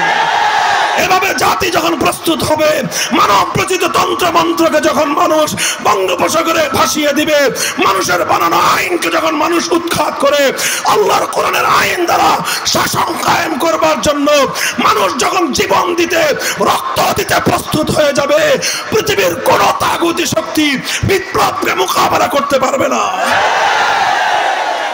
দেখছেন কিভাবে রাশিয়ায়, কি বলে, সিরিয়ায় দেখেছেন কিভাবে বাশার আল আসাদ আর তার আগে তার বাপ ছিল হাফিজ আল আসাদ 54 বছর ধরে দেশটাকে, দেশের জনগণকে তিলে তিলে নিষ্পেষণ করেছে, নিপীড়ন করেছে, রাস্তার মোড়ে মোড়ে তার মূর্তি বসাইছে। এই সব একই কায়দা, সব একই কায়দা। কি অবস্থা হয়েছে সেই মূর্তিগুলোর দেখেছেন? একটা জিনিস ওরা বাঙালিদের কাছ থেকে শিখেছে। আমি দেখি বাঙালি যেভাবে অন্য কোথাও পেশাব ধরছে, পেশাব করে আসা কোথায়, মূর্তির মাথায় পেশাব করছে, এখানে এই দৃশ্য দেখে সিরিয়ার ওরা ওই বাশারের মাথায় পেশাব করে। এই কামটা একটু অভদ্র হয়েছে, কিন্তু বেশি খারাপ হয় না। ভবিষ্যতে যারা মূর্তি বানায়, মুসলমানের বাচ্চা হয়ে তুই মূর্তি বানাবি কেন? হিন্দুরা তাদের ধর্ম অনুযায়ী মন্দিরের মধ্যে মূর্তি বানায়, সেটা তাদের ধর্মীয় বিশ্বাস, এটা তাদের ব্যাপার, ওটা নিয়ে আমাদের আলোচনা নাই। তুই বেটা মুসলমানের বাচ্চা, তুই বলস তুই মুসলমান, তোর বাপ মুসলমান, তোর দাদা মুসলমান, তোর নানা মুসলমান, তুই মূর্তি বানাইবি কেন? খালি মূর্তির মুখে না, তোর মুখে তো পেশাব করা দরকার ছিল। আল্লাহ পাক বুঝতেন। আল্লাহ সবাইকে বুঝবার তৌফিক দান করেন। কি বললাম, আপনারা প্রস্তুত হন, আল্লাহ পাক সাহায্য করবেন। বলেন, আল্লাহর সাহায্য ছাড়া 5ই আগস্টের বিপ্লব হওয়া সম্ভব ছিল? এত বড় বড় শক্তি কেউ পারে নাই। অল্প কিছু ছাত্র তৈরি হয়ে গেল, দেশ পরিবর্তন হয়ে গেল। কারণ মানুষ যখন রক্ত দেয়, মানুষ যখন জীবন দেয়, মানুষ যখন একটা জিনিসের জন্য প্রস্তুত হয়ে যায়, বাকি ব্যবস্থা আল্লাহ করেন। তা আমি আর আপনি যখন আল্লাহর এই জমিনে আল্লাহর দ্বীন জিন্দা করার জন্য, আল্লাহর এই জমিনে ইসলামী বিপ্লবের জন্য, আল্লাহর জমিনে কোরআনী সংবিধানের জন্য, আল্লাহর জমিনে আল্লাহর আইন বাস্তবায়নের জন্য আমি আর আপনি যখন জীবন দিতে প্রস্তুত হব, জীবন যদি চলে যায়, ঠকলাম না জিতলাম? আরে বলেন, যারা বাঁচলো আর যারা মরলো, বেশি জিতলো কারা? আল্লাহর দ্বীনের জন্য যারা জীবন দিল তারাই বেশি জিতে গেল। যারা বেঁচে আছে তারাও ঠকে নাই, তো বেশি জিতছে কারা? যারা জীবন দিয়েছে। কাজেই সমস্যা কোথায়? হে ইমানদার, তুমি যখন আল্লাহর কোরআনের জন্য জীবন দিতে প্রস্তুত, তোমার কোনো ঠকা নাই, তোমার কোনো লস নাই। হাল তারাব্বাসুনা বিনা ইল্লা ইহদাল হুসনাইন। বাঁচলে তোমার 100 টাকা, মরলে তোমার 1000 টাকা। তো তোমার সমস্যা কোথায়? প্রস্তুত হও, প্রস্তুত, বিপ্লবের জন্য প্রস্তুত, আল্লাহর কোরআনের রাজ কায়েম করার জন্য প্রস্তুত, আল্লাহর কোরআনী আইন দ্বারা সমাজ গঠন করবার জন্য শহীদ ঈদগাহে জামায়াত হতে হলে শহীদ ঈদগাহে কাতারবদ্ধ হওয়ার জন্য প্রস্তুত। আল্লাহ পাক রব্বুল আলামিন কবুল করেন, তৌফিক দান করেন। দোয়া চাই আমার জন্য। কথা যা বললাম এগুলো যেন শুধু আমার মুখের আর কণ্ঠের কথা না হয়, এই কথা যেন সর্বপ্রথম নিজের উপর নিজে বাস্তবায়ন করতে পারি, তারপর যেন নিজের সন্তানদের উপর বাস্তবায়ন করতে পারি, এরপর যেন গোটা জাতিকে নিয়ে আমরা সেদিকে চলতে পারি। আপনারা ইনশাআল্লাহ সাথে থাকলে আগামীর বাংলাদেশ ইসলামের বাংলাদেশ। ওয়া আখিরু দাওয়ানা আলহামদুলিল্লাহি রাব্বিল আলামিন। আসসালামু আলাইকুম ওয়া রাহমাতুল্লাহ। দয়া করে কেউ হুজুরের সাথে মুসাফা সুবহানাল্লাহি ওয়া বিহামদিহি সুবহানাল্লাহ। কেউ মুসাফা বাড়াবেন না। বিরাট বড় মজমা, সবাই যার যার। সুবহানাল্লাহি ওয়া বিহামদিহি সুবহানাল্লাহিল আযীম। দোয়া হচ্ছে আল্লাহুম্মা সাল্লি আলা মুহাম্মাদ ওয়া আলা আলি মুহাম্মাদ কামা সাল্লাইতা আলা ইব্রাহিম ওয়া আলা আলি ইব্রাহিম ইন্নাকা হামিদুম মাজিদ। يا حي يا قيوم برحمتك نستغيث أصلح لنا شأننا كله ولا تكلنا إلى أنفسنا طرفة عين.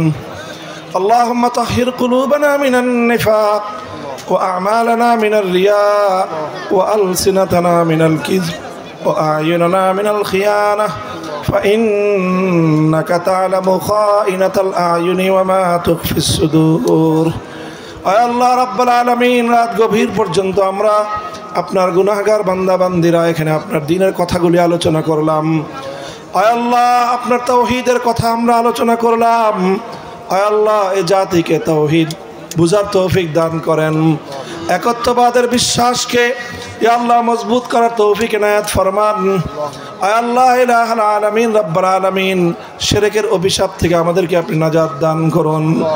শিরকের অক্টোপাসে আমরা গোটা দেশ জাতি বন্দী। আয় আল্লাহ, আমাদেরকে বন্দিত্বের হাত থেকে মুক্তি দান করুন, আজাদি স্বাধীনতা দান করুন।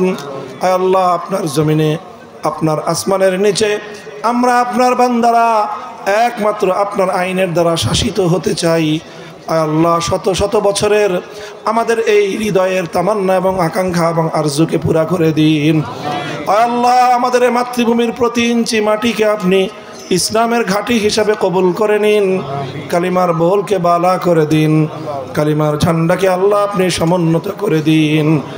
আল্লাহ, জীবন এবং মরণ সব আপনার দিনের তরে কবুল ফরমান। যতদিন হায়াতে রেখেছেন আল্লাহ আপনার পথে রাখুন। আল্লাহ, মরণের সময় যখন হাজির হয়ে যাবে আল্লাহ, জিহাদের ময়দানে শাহাদাতের মউত নসিব করে দিয়ে আল্লাহ আপনার নৈকট্য নসিব ফরমান। রব্বানা তাকাব্বাল মিন্না ইন্নাকা আনতাস সামিউল আলিম ওয়া তুব আলাইনা ইয়া মাওলানা ইন্নাকা আনতাত তাওয়াবুর রহিম। সুবহান রাব্বিকা রাব্বিল ইজ্জাতি আম্মা ইয়াসিফুন ওয়া সালামুন আলাল আলহামদুলিল্লাহি রাব্বিল আলামিন। দেশে খিলাফত প্রতিষ্ঠার লক্ষ্যে বাংলাদেশ খিলাফত মজলিস লোহাগাড়া উপজেলার প্রত্যেকটা ইউনিয়ন কমিটি গঠন করা হবে। প্রত্যেক ইউনিয়ন থেকে আপনারা তালিকা তৈরি করে গ্রাম, মোবাইল নম্বর এবং নাম লোহাগাড়া গাজী থাই